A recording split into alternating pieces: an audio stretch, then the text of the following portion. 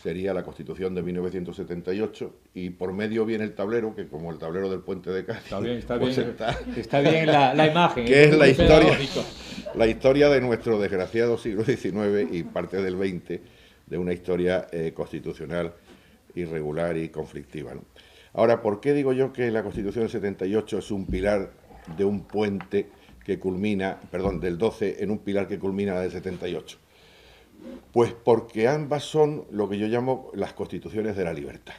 ¿Mm? Yo también he dicho en alguna otra ocasión que el derecho constitucional es, por sobre cualquier otra cosa, el derecho de la libertad. ¿Eh?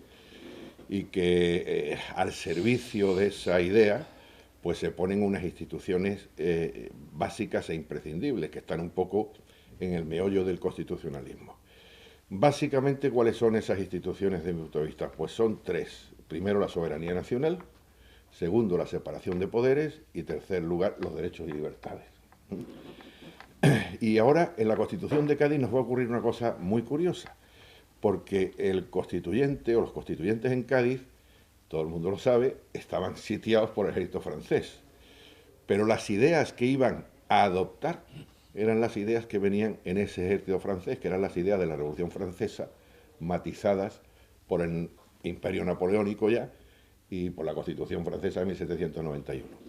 Entonces, ¿qué pasa? Que vamos a adoptar esas ideas, pero las tenemos que adaptar. Y sin decirlo.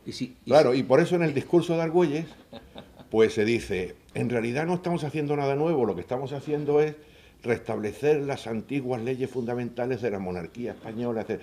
Y entonces, ¿qué pasa con esos tres principios básicos de la libertad, la soberanía, la separación de poderes y los derechos y libertades?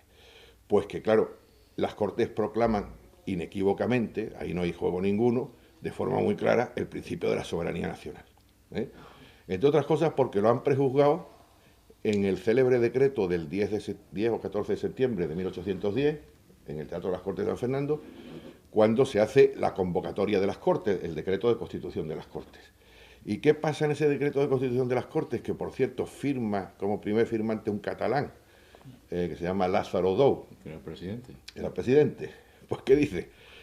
Dice, como quien no quiere la cosa, como decimos los juristas, obiter dicta, pues que la cesión de la corona a Napoleón, hecha por Carlos IV y Fernando VII, es nula porque le ha faltado, sobre todo y fundamentalmente, el consentimiento de la nación.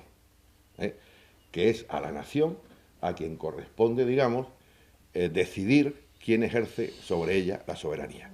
Y ahí está prejuzgado el concepto de soberanía. Por eso la Constitución de Cádiz, en el artículo 3, ya dirá claramente, en el 1 y el 2 también habla de la nación, pero en el artículo 3 dirá claramente que la soberanía pertenece esencialmente a la nación y por eso corresponde a ella en exclusiva redactar o hacer sus leyes fundamentales.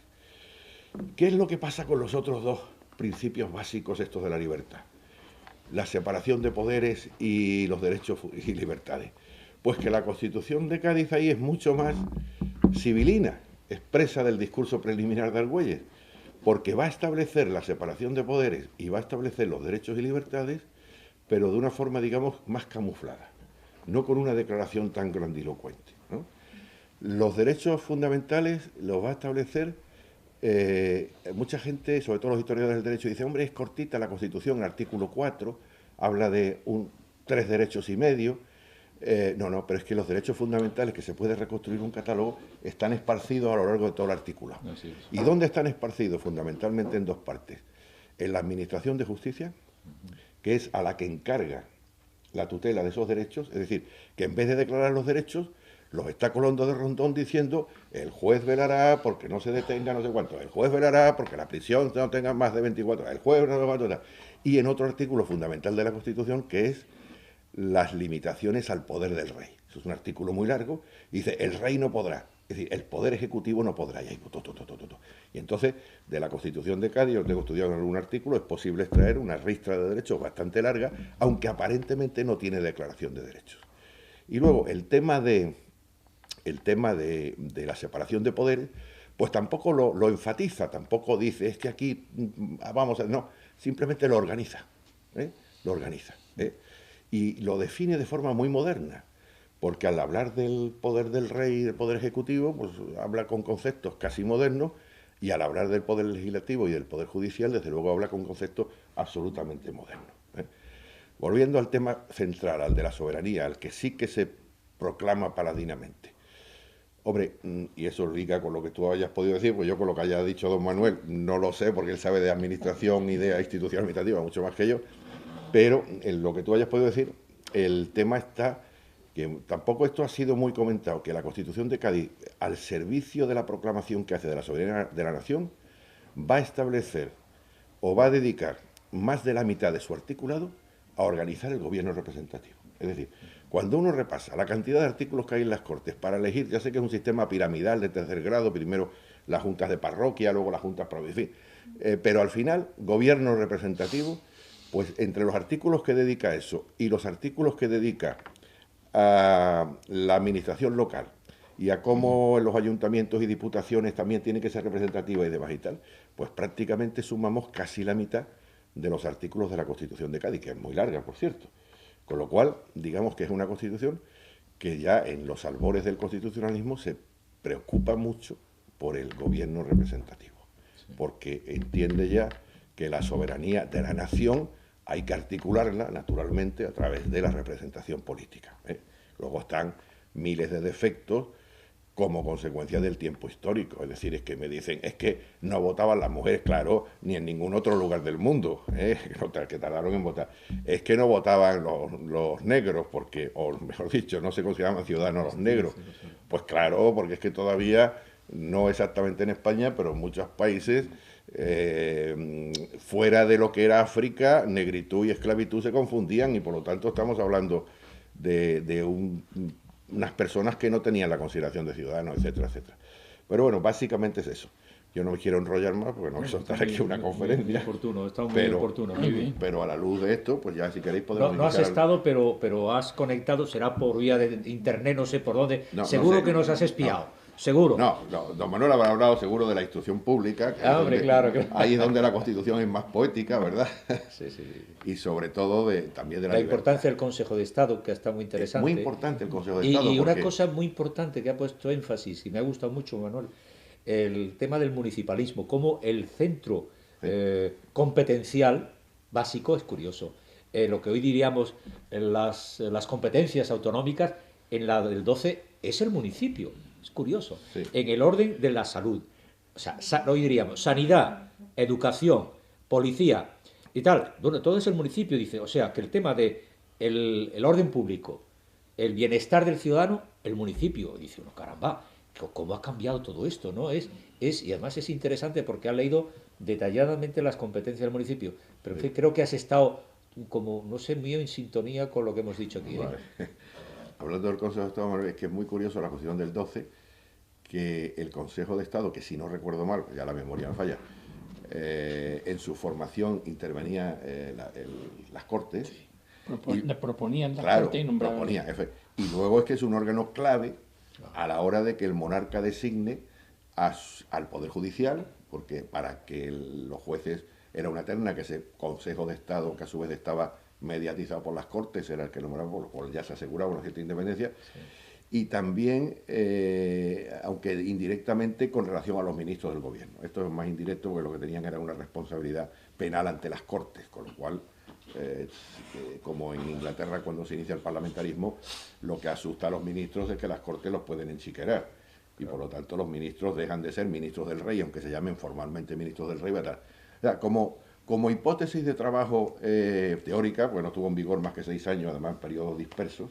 Sí. Desde luego la Constitución yo en algunos aspectos que he estudiado, es que es muy avanzada en decenios con relación al constitucionalismo comparado. Sí. Hay instituciones ahí que llaman la atención. Es decir, hay la garantía expropiatoria, por ejemplo, dicho con otras palabras, y de que antes de que el rey, que es poder ejecutivo, se quede con algo, tiene previamente que pagarlo. Eso está ahí en la Constitución de Cádiz. Eso va a tardar el derecho administrativo 50 o el derecho público 50. Luis, habría que recordárselo a Cristina Kirchner. Seguramente. Que Repsol hay que pagarlo antes. Sí, sí. Pero es curioso. Y sobre todo luego también en la organización del Poder Judicial. Yo creo que ahí además está la génesis del Tribunal Supremo. Ya que desde el punto de vista, digamos, es una anticipación teórica enorme de decenios al constitucionalismo. Lo que pasa es que, claro, nosotros somos españoles y tenemos nuestra propia historia. Vino luego Fernando VII, vinieron las vivas las caenas y aquí país después gloria.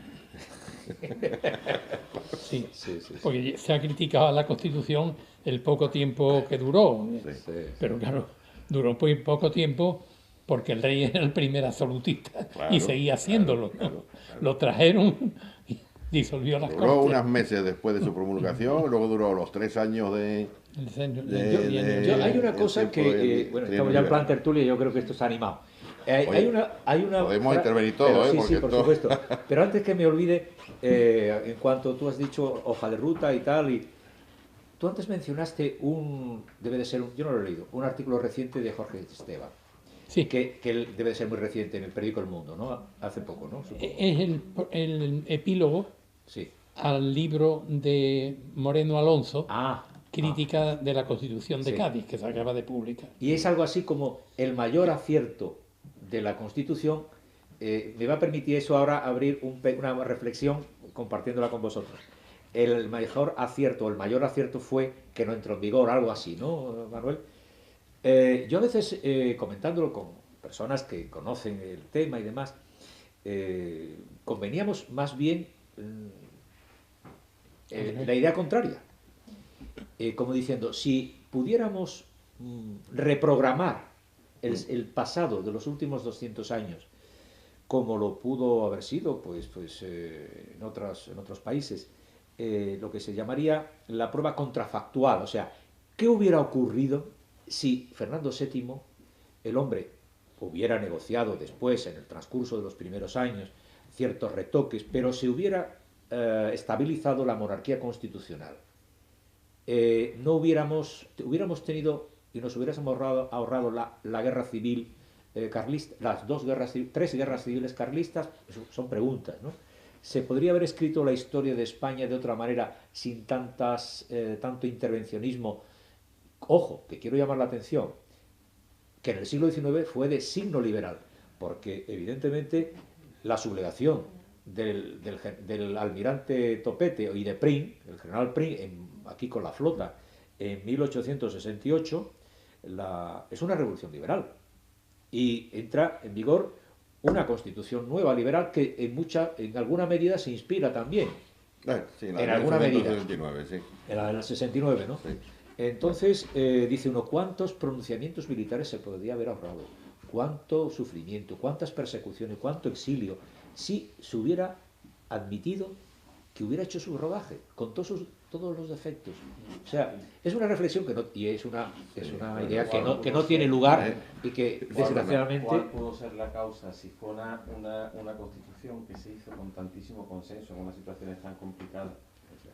¿Cómo las personas que llegaron a ese consenso para crear la constitución, luego, cuando llegó Fernando VII y disolvió las Cortes, cómo no siguieron con el consenso en contra de Fernando VII para volver a establecer la Constitución? ¿Cómo no se levantaron nuevamente? Bueno, se levantaron hasta el punto que se levantó General Riego aquí cerca de Jerez. la pregunta eso dio lugar al es trino oportuna. liberal. La pregunta es oportuna. Pues probablemente es que los constitucionalistas de Cádiz fueran excesivamente avanzados y excesivamente desligados de la realidad social española. Yo me voy, por ejemplo, a la Primera Guerra Carlista. La Primera Guerra Carlista hay un señor que se llama Gómez, que es general del ejército carlista y que atraviesa la península ibérica de norte a sur, de sur a norte, no entra en batalla con nadie, con un ejército de más de 10 o 12.000 hombres, y sin embargo es habituallado por el pueblo español. Es decir, esa es una duda que tengo y es algo que me gustaría seguir. Eso lo definió muy bien. Para plantearlo, porque es que quizá el problema de la Constitución de Cádiz es que estuviera muy avanzada, muy avanzada, que lo era, pero que esa Constitución estuviera sobre todo en las mentes ilustradas, pero el pueblo español no era un pueblo ilustrado. Entonces, en el momento en que alguien da marcha atrás, se asienta en sus terrenos normales, lo que estaba. Eso lo definió muy bien Gautier, al cual cita Sánchez Agesta, cuando dice que en su viaje por España, ya en la primera mitad del siglo XIX, le llama la atención llegar a la plaza principal de todos los pueblos y ver en ella un letrero grande que dice Plaza de la Constitución. Pero entonces dice que se acerca, toca el letrero y ve que es yeso. Y ese letrero está en la fachada de la iglesia principal o de las casas consistoriales, que es puro granito. Sí. Y dice Gautier, Claro. eso es lo que es en España una constitución, yeso sobre granito. Claro. Que cuando cae un temporal fuerte, Se va. se va. De Hay una cosa que es de Savigny, si no recuerdo mal, que es la constitución histórica. Y yo creo que en los pueblos, y por eso yo admiro tanto a los ingleses, porque han sabido evolucionar hacia las constituciones modernas sin merma de su constitución histórica. La constitución histórica tiene más importancia de lo que parece, porque es lo que está, digamos, en la metida dentro de los pueblos, ¿no? Y quizá ahí no se tuvo en cuenta, a pesar del intento que yo he dicho antes de Argüelles, de camuflar las cosas y demás y tal, pues que había que hilar con la constitución histórica. Y yo lo que creo sinceramente es que había medio país que seguía siendo absolutista y que medio país que era muy radicalmente liberal y que le dijeron a Fernando VII, trágala perro, trágate la Constitución. Fernando VII se la tragó cuando no tuvo más remedio, pero luego, como era también un fiera, eso me lleva a una conclusión muy lamentable, que yo creo que es que el problema de España somos los españoles. Bueno, yo no sé, Manuel, tú querías intervenir porque yo al hilo de este punto quería... Ah, sí, sí. No, pero sí. No, yo lo que iba a decir es que, lo ha dicho José María con mucho acierto, es que a la Constitución de Cádiz se le ha criticado por no tener una parte dogmática. Las constituciones generalmente tienen dos partes, una dogmática en donde vienen los derechos y otra orgánica que da la organización del poder. Y la Constitución de Cádiz no tiene parte dogmática, pero como ha dicho él y la doctrina, es que los derechos estaban en la Constitución, Sí, esparcidos. pero estaban esparcidos. Pero se pueden Muy- reconstruir y yo tengo una tabla hecha. Exactamente, también. muy especialmente en el título del Poder Judicial. Sí, efectivamente, efectivamente. No, yo creo que la cuestión que tú planteabas, yo creo que esto, más bien a nivel de los historiadores, yo veo que la gente se ha preocupado más que a nivel de jurista y de derecho y constitucionalista, pero entre la vida académica de los historiadores sí que este tema se ha planteado. Estoy pensando en Lorza, Álvarez, ¿cómo se llama? Junco, todos estos, ¿no? Artola. Alberto Ramos, todas estas personas que han dedicado buena parte de su investigación histórica sobre el tema este, ¿no? Sobre el tema este. Por ejemplo, es muy conocido, digamos, al menos en los medios académicos, la pugna que hay entre la visión que tiene Álvarez Junco sobre la guerra de la independencia y el tema de los acontecimientos y el Orza, Antonio Elorza, por ejemplo, ¿no? Bueno, Elorza es catedrático de la Facultad de Ciencias Políticas de la Complutense y Sánchez Junco, no sé si es de la Autónoma, es de historiador, me parece, quizás. Y a mí me llamó la atención porque a veces se discuten cosas en este punto. Por ejemplo, la tesis de Álvarez Junco, que la combate de manera fulminante Antonio Elorza, dos catedráticos de historia contemporánea. A ver si yo soy capaz de resumirla. Para Álvarez Junco,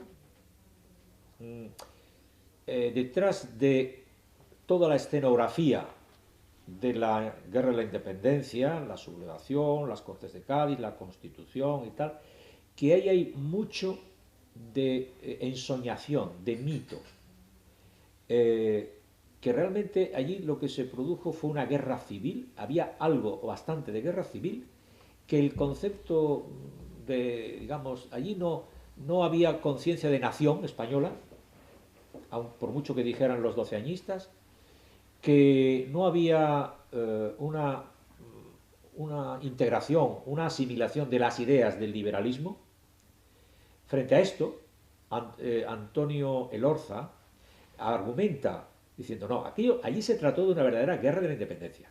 Y la prueba, yo me inclino por la tesis de Elorza, la prueba está que a partir de mayo de 1808 tiene lugar un proceso de verdadera revolución en todas las provincias, en todos los territorios, contra el ejército invasor. Ahí hay un detonante tremendo. Claro, el rey está secuestrado o semi-secuestrado. Bueno, no, la verdad es que no tenía opción de salir. El ejército francés reprimiendo, etc. Ya lo hemos comentado esta tarde. Entonces, aquello fue un proceso de despertar de la conciencia colectiva, de donde nace y cuaja la conciencia de nación. La nación en armas. La nación rompe el protocolo, rompe los esquemas tradicionales, irrumpe, de ahí el fenómeno de las guerrillas, y, por cierto,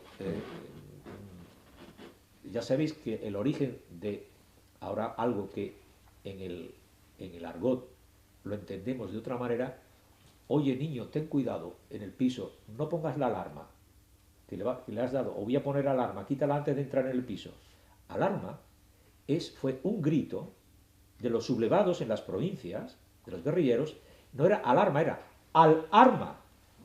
Y hay un poema de Menéndez, ¿cómo se llama este? No sé ya cuál de ellos. Menéndez, el liberal del siglo es de él, ¿no?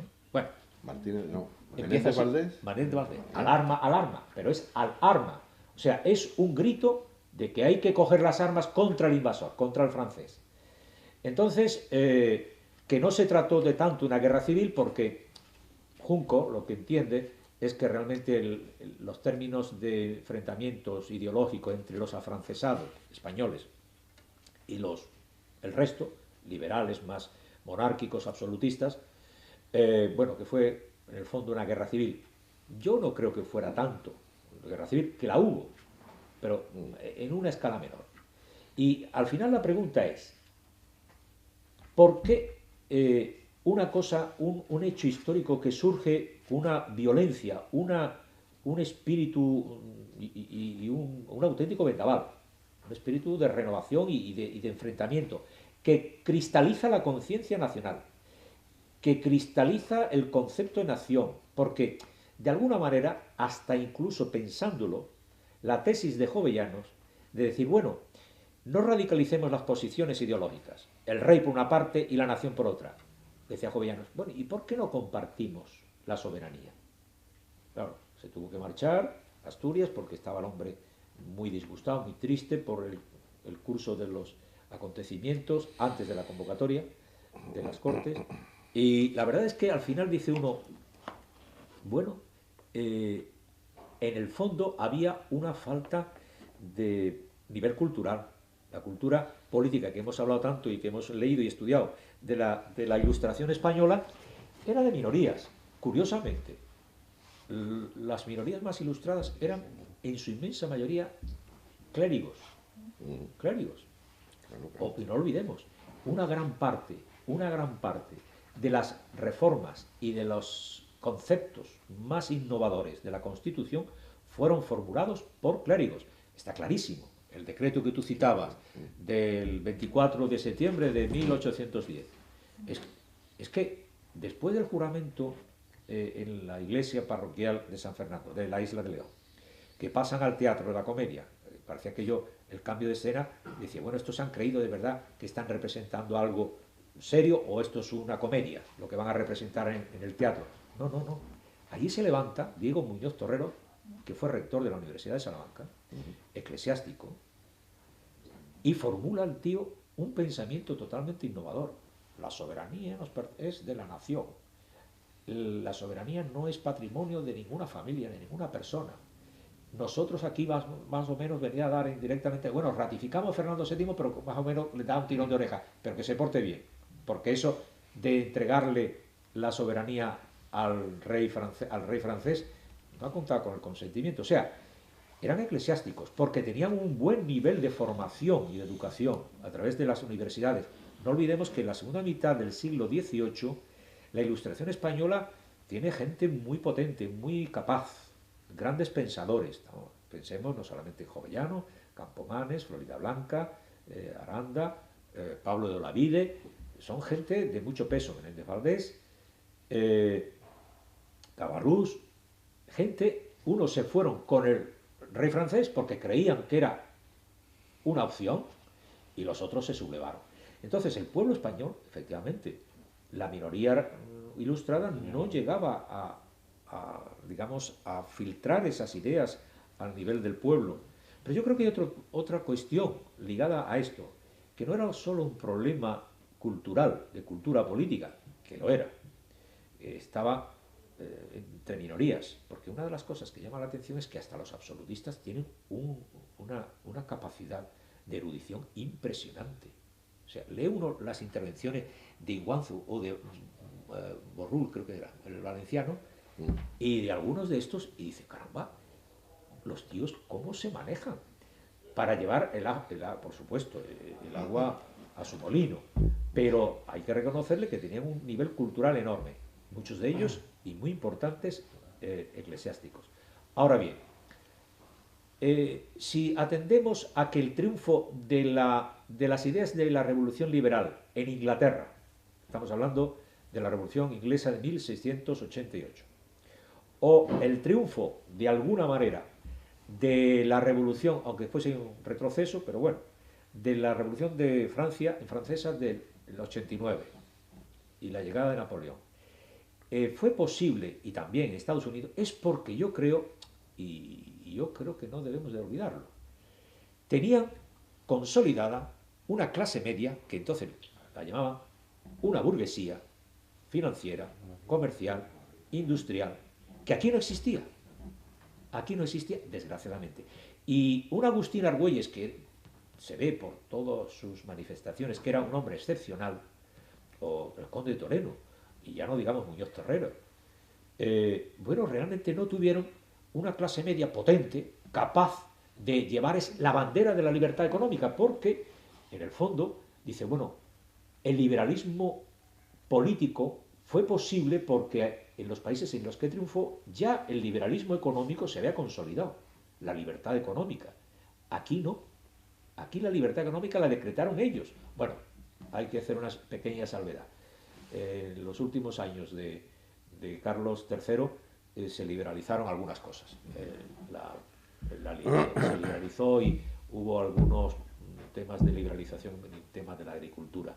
Pero decretar la libertad económica, la libertad empresarial, la libertad de industria, la libertad de agricultura, más bien hay que esperar a la Constitución del 12.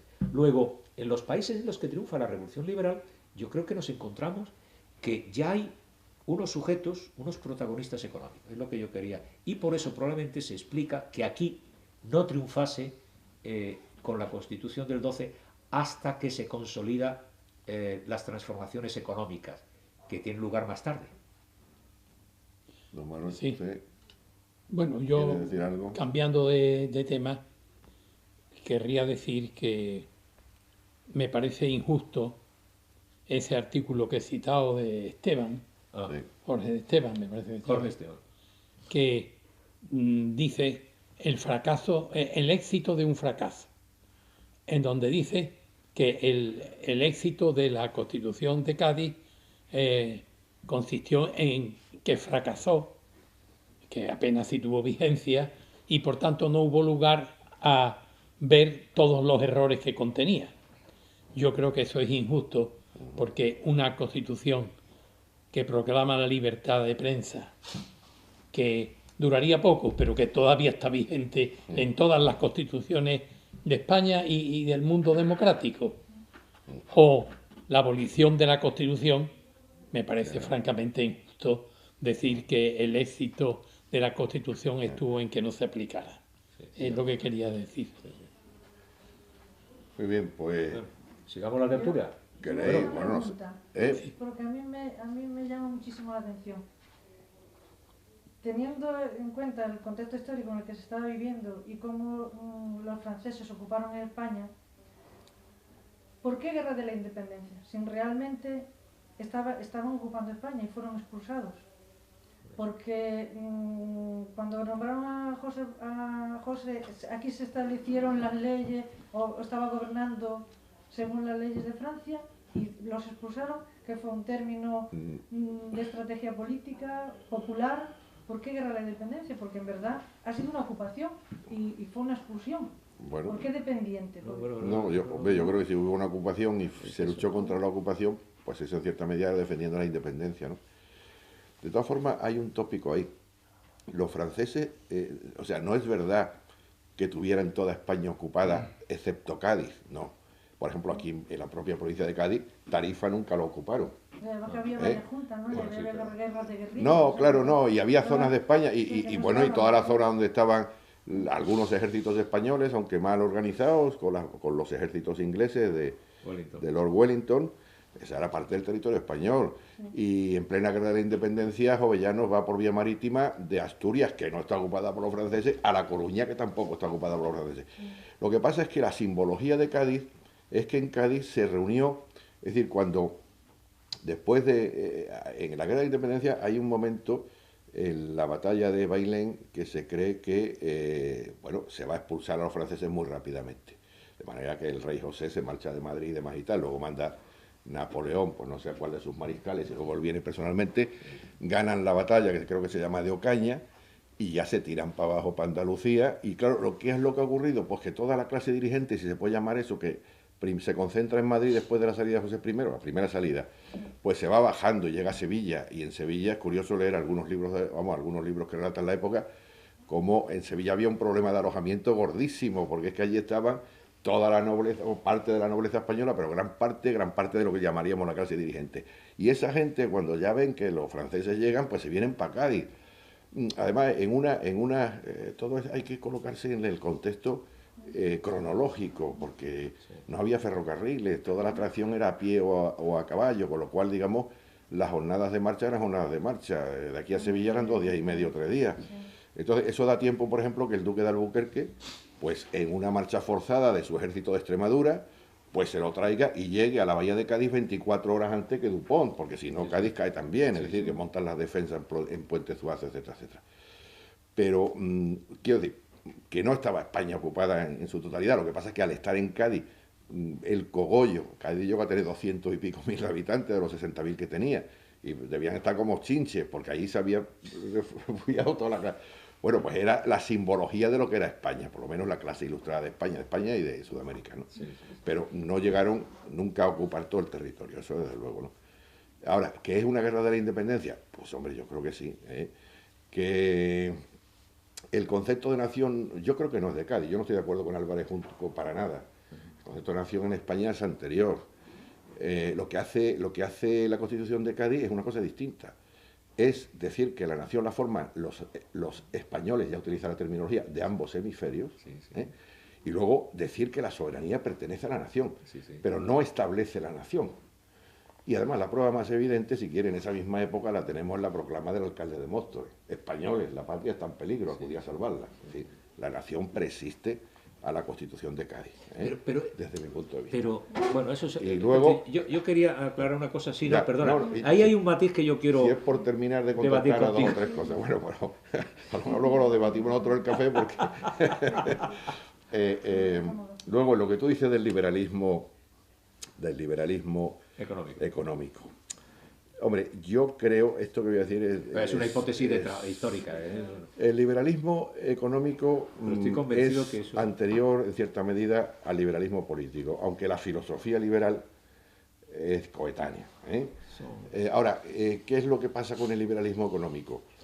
Pues que en España prácticamente no lo hubo hasta muy finales del siglo XVIII. Yo creo que ahí... Y en muy poquita y en muy pocos sitios. Y por lo tanto no hubo la creación de una clase media que tampoco era tan importante en Inglaterra. Lo que pasa es que Inglaterra tuvo una gran clase dirigente y los Estados Unidos también y tal. Pero ¿cuál es la diferencia fundamental desde mi punto de vista? ¿Por qué no se había creado, digamos, esa capa? Yo sé que esto es muy conflictivo decirlo y además no quiero que se me malinterprete, pero creo que la raíz está entre el catolicismo y el protestantismo. Y allí donde hubo protestantismo no existía la sopa boba, y allí donde había catolicismo existía la sopa boba.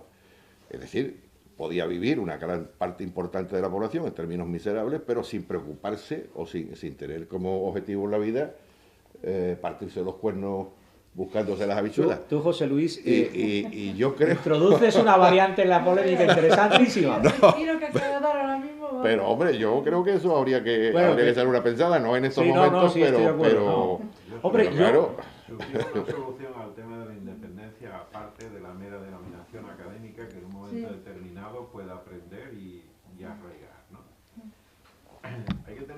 resulta que en aquellos sitios donde había control de las tropas napoleónicas, a veces, bueno, con bastante frecuencia con la colaboración de españoles Sí, los afrancesados, francesados, sí. la represión y el control fue brutal.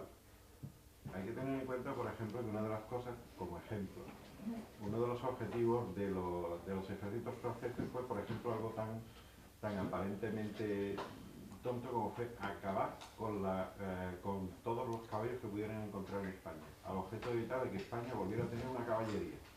O sea, por donde iban llegando, iban exterminando absolutamente todo, y además imponiendo una serie de normas férreas allí donde podían. Entonces, sublevarse contra el francés era conseguir independencia. Que alguien, no sé realmente dónde procederá el término, pero desde luego fue una lucha no solamente por echar al invasor, sino por liberarse del yugo que se estaba implantando. Los españoles no éramos menos brutales. No sé si alguna vez nos habremos preguntado qué ocurrió con los franceses que fueron ocupados en la batalla, que fueron hechos prisioneros en la batalla de Bailén. Hubo 10.000 franceses capturados, pues los llevaron a una isla cerca de Menorca y los dejaron allí. Los dejaron. O sea, ni les dieron ni agua, ni comida, ni bebida. Al terminar la guerra, de los 10.000 quedaban 2 o 3.000. A la isla de Cabrera. A la isla de Cabrera, gracias. Entonces, quiero decir, en un contexto brutal, una imposición se hace de forma brutal. Y bueno, y el tema de arte, pues todos sabemos el expolio que se hizo, ¿no? Entonces, digamos, la sensación de lucha no era solamente de evitar al invasor, sino de recuperar lo que antes se consideraba como propio. Es una interpretación. Yo no sé, de todas maneras, no acabo de entender el alcance de tu pregunta, lo de la independencia. ¿Por qué no te parece que...? No, porque estaba claro que estaba siendo invadida España. No, había sido. Había sido. Y se estaba, creo yo... Y no solamente invadida, sino había una enorme represión militar terrible. Sí, además, José Pepe Botella era una persona muy respetada y muy querida aquí. Yo por lo menos por lo que En algunas, sí, por lo menos era querido, se le respetaba. ¿A José I? Sí, sí. Depende de qué sector de... Que sí, que ponía que sí. Que era un hombre muy ilustrado, fue uno de los reyes mucho más ilustrado y el hombre supo ganarse, era por lo menos donde estaban los franceses. Bueno, llámalo como quieras. Vamos a ver. Pero como era una guerra de ocupación... Pero vamos a ver. Es que nos podemos liar en un problema de terminología. Vamos a precisar. El término de independencia, las primeras formulaciones que se hacen, son en las proclamas de las juntas provinciales, o sea, los gobiernos provinciales que se erigen revolucionariamente. Las minorías, que bueno, los alcaldes, los no sé qué, los funcionarios, van constituyendo, y los militares, que hay, van constituyéndose en juntas de defensa, verdaderamente nacidas del pueblo, nacidas de la clase media, en fin, toda la gente. Nobles, curas, eclesiásticos, el carpintero, el comerciante, el banquero, todos esos ayudan. De ahí nacen esos. Y hay un montón de proclamas revolucionarias. Y en casi todas ellas, antes de constituirse la Junta Central, se habla de que hay que echar al invasor y que luchamos por nuestra independencia.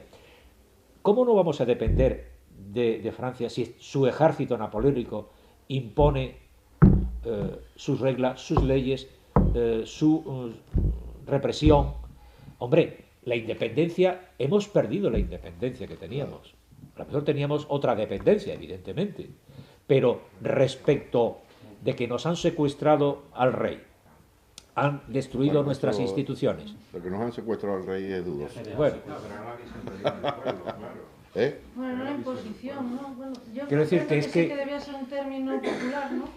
Que se aclamaba en las calles, fuera los franceses, queremos... Bueno, es que, perdona, es que yo creo, vamos, por lo menos por lo que yo tengo leído, la guerra de la independencia es más que cualquier otra cosa una insurrección popular.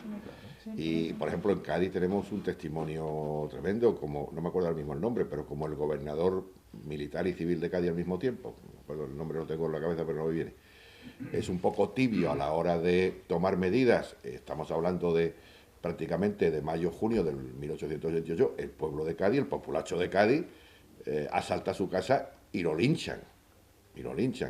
Lo que pasa es que, como debido a la época, pues todos esos movimientos populares al final terminaban poniendo de pantalla al comienzo, pues no sabían hacerlo de otra manera, pues gente de la aristocracia en cierta medida, porque eran, digamos, los jefes naturales, pero que desde luego la insurrección es una insurrección popular, eso no cabe ninguna duda, ¿no?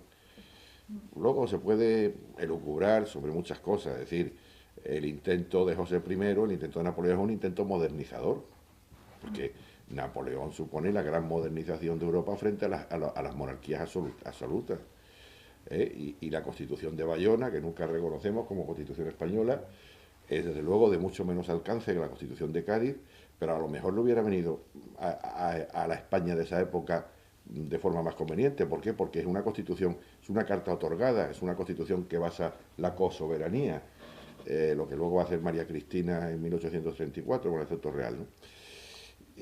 Y es verdad que las medidas de José I son muy modernizadoras, y allí donde se gobierna durante una temporada, bueno, esto duró hasta el año de 1808 a 1814, lo que pasa es que como se movían, no los frentes, que no había frente, pero en fin, los territorios controlados, pues tal, pero es que duda cabe que tuvo una serie de ministros y de aristócratas españoles que colaboraron con él, que eran los famosos afrancesados, que luego tuvieron que irse con él también. Hubo gente que no volvió a España nunca más, o algunos volvieron ya en 1830 y tanto, 1840, etcétera. Bueno, no recuerdo ahora mismo quién fue quien lo comentó, porque fue un libro que cayó en mis manos, que es muy antiguo, lo sigo teniendo.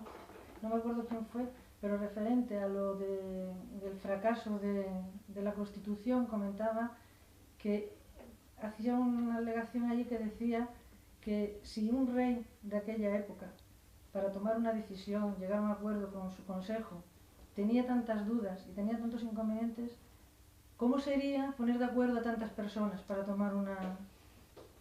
poder llegar a una decisión y que todo quedara, como dicen que todo estaba tan bien establecido, ponerse de acuerdo tantas personas para llegar a tomar una decisión? Que ahí había... Yo recuerdo haber leído ese trozo que me llamó mucho la atención. Bueno, sí, pero quiero decir, es que libros hay de todos los colores. El gobierno representativo. Claro, quiero decir, vamos a ver, es que tenemos que tener las ideas claras en ese aspecto. Vamos a ver, primero, opiniones, en una sociedad tan plural podemos decir cada uno bajo... Es muy antiguo este libro. Sí, bueno, es que, sí, pero es que no te puedes imaginar, que eso no hemos hablado, no te puedes imaginar la enormidad de literatura, la cantidad de libros de literatura en España. Pero, perdona, hasta hace... Yo lo he estudiado en bachillerato en la época de Franco. ¿Cómo se atacaba la Constitución del 12?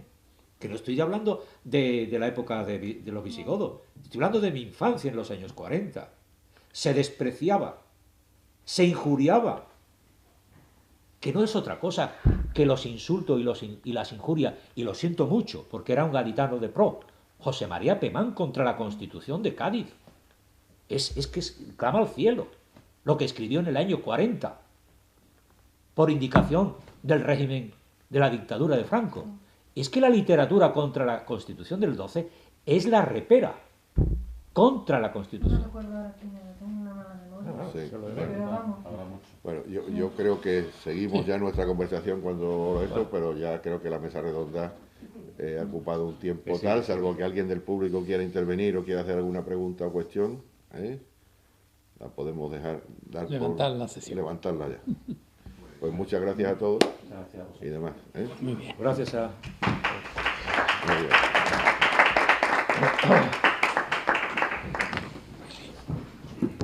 ¿Esto era de ustedes? No, yo creo que eso te lo pusieron a ti. No, porque esta letra no es mía.